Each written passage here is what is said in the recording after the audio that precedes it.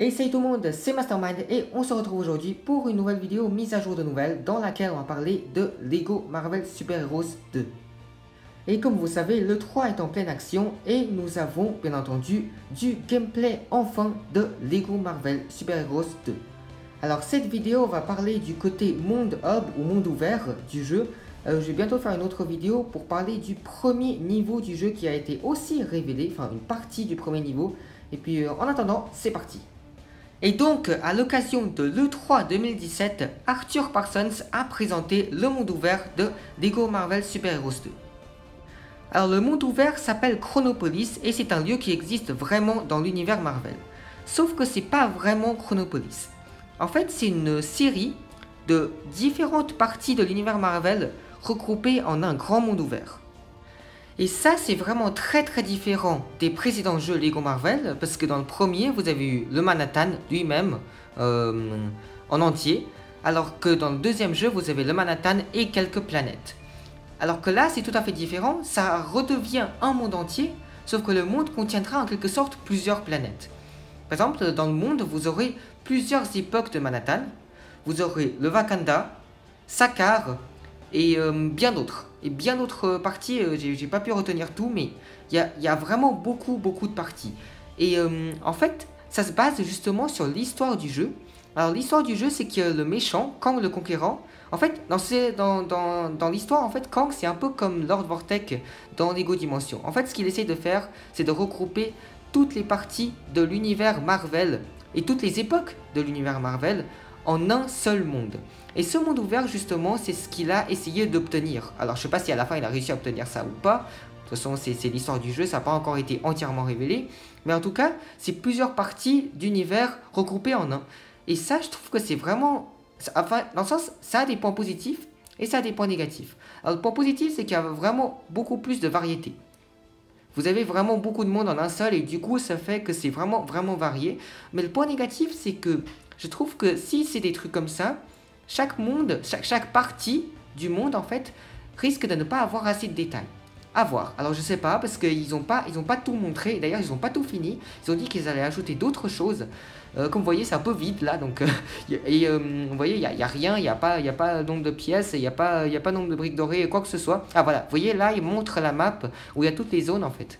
Et vous avez vraiment beaucoup, hein. C'est assez incroyable de toutes les licences de Marvel disponibles. Vraiment, vous avez l'ancienne Égypte par exemple en bas là.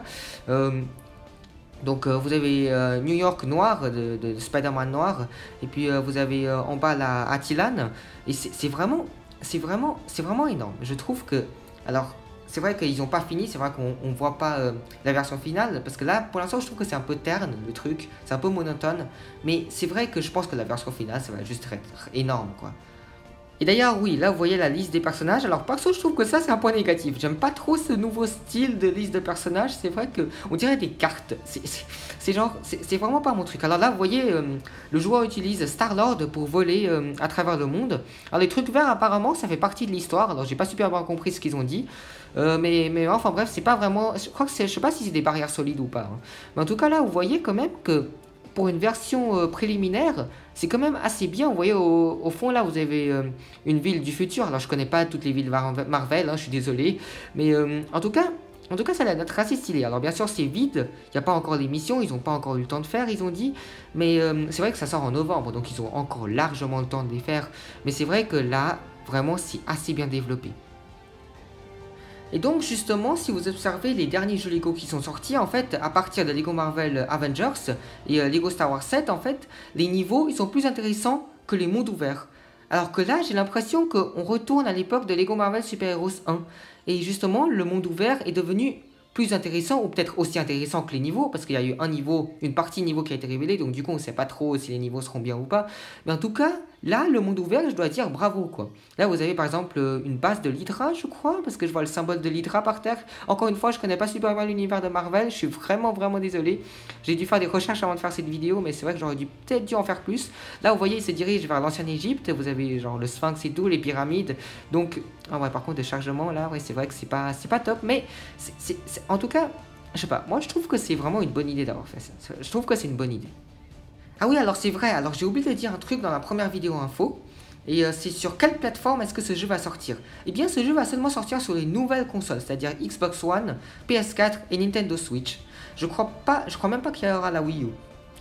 Et en fait, pourquoi ils ont fait ça? Parce qu'apparemment, le graphisme nécessite des nouvelles consoles.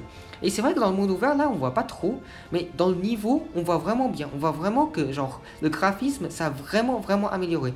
Genre, c'est pour ça que j'ai dit, les jeux Lego, ça évolue vraiment beaucoup. Parce que si maintenant vous regardez l'ancien Lego Star Wars, le tout premier Lego Star Wars, la saga complète, vous allez voir que y a quand même une évolution. Et c'est pas une petite évolution, c'est quand même assez énorme. Et là, vous voyez Star-Lord qui sort sa cassette, ses écouteurs et tout. Enfin bref, vous voyez, les animations de personnages sont toujours aussi caractéristiques des jeux Lego. Alors, ils ont aussi ajouté une liste, mais alors incroyable des personnages. Et d'ailleurs, ils ont dit qu'ils allaient encore plus, faire plus de personnages, parce qu'ils ont reçu des messages des fans, et puis les fans ils voulaient encore plus de personnages, et du coup je pense qu'ils vont en faire plus, mais là comme vous voyez devant vous là c'est déjà pas mal, hein. On voit déjà de superbes personnages. Je ne saurais pas tous les nommer, mais en tout cas c'est vraiment bien. Pour l'instant, ça ressort bien, même si, je crois que j'ai déjà dit, ouais, la liste, la présentation de la liste, je l'aime pas trop. Là, vous voyez un personnage, vous voyez un chien, je crois, je connais pas du tout, mais alors pas du tout. Et puis, vous avez Spider-Man noir ici, en bas à gauche. Bon, il jouait avec lui depuis, enfin, je vais dire, celui qui est en train de jouer au jeu, il a joué en tant que Spider-Man noir depuis le tout début de la vidéo. Enfin bref, et ouais, alors comme vous voyez là, le monde il est très vide. C'est juste du désert, il n'y a rien. Je suis sûr que dans la vraie version il y aura des objets, au moins des objets à casser, peut-être même des quêtes. Et je suis sûr qu'il y aura des quêtes d'ailleurs. Mais là il y a juste quelques personnes qui se baladent.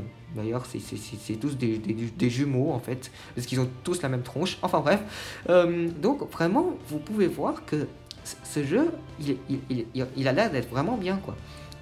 Même si pour l'instant, en phase de développement, c'est vrai que bon, il y a certains points négatifs, etc. Alors, concernant la présentation de ce jeu, alors, vous pouvez voir en haut, à gauche, l'icône pour le personnage. Alors, perso, je suis pas un grand fan de ça. Parce que je trouve que je préférais l'ancienne version, en fait. Genre, juste les cœurs et puis comment dire, juste les cœurs et puis comment on appelle le portrait du personnage en fait.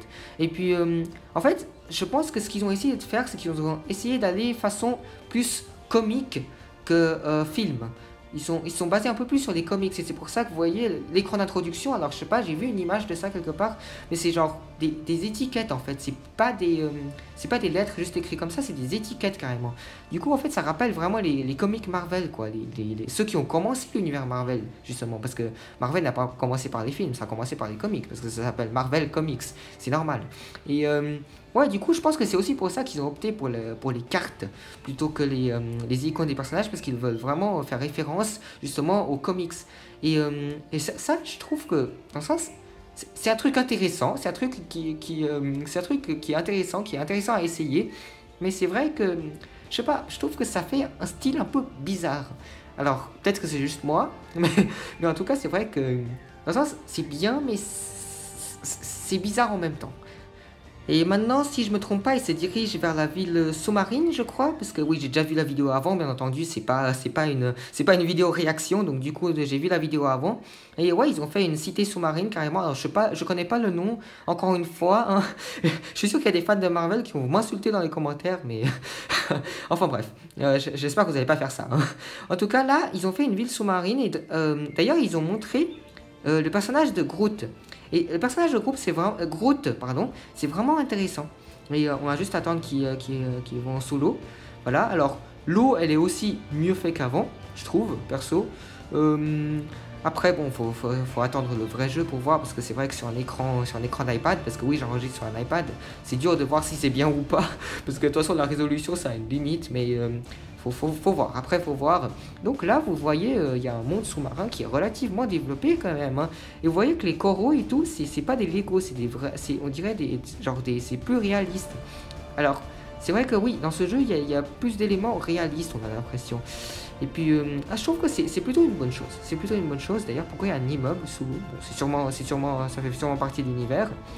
Mais en tout cas, ouais, ce jeu a l'air de contenir plus d'éléments réalistes. Et pourquoi ce mec il parle encore, d'accord? Tu peux nous montrer Philippe Ring. Ah, c'est un employé de TT Games. Ok, j'ai cru que c'était un joueur externe. Enfin bref. Donc là, je pense que là, ils vont aller sous l'eau et puis ils vont nous montrer comment Groot peut se transformer. Parce que oui, Groot peut se transformer. Alors, je sais pas si vous vous rappelez, dans le trailer, en fait, il y a Groot qui passe dans une sorte de machine à voyager dans le temps. Et puis, du coup, enfin, à remonter le temps. Et puis, en fait, il se transforme en Groot gigantesque. Et puis là, en fait, il peut faire pareil. Voilà, tout simplement. Vous voyez, il se transforme en petit Groot maintenant. Donc vraiment, ça c'est un détail qui est vraiment intéressant, je trouve. Et ça, j'aimerais vraiment voir plus de détails comme ça dans les futurs jeux Lego. Je crois que c'est la fin de la vidéo, si je me trompe pas. Je crois qu'ils n'ont pas montré quoi que ce soit d'autre après ça. Donc en attendant, je vous dis à ma prochaine vidéo sur la chaîne dans laquelle je vais commenter le premier niveau de Lego Marvel Super Heroes 2 de la même manière. Et puis à bientôt. Merci d'avoir regardé la vidéo. Ciao tout le monde.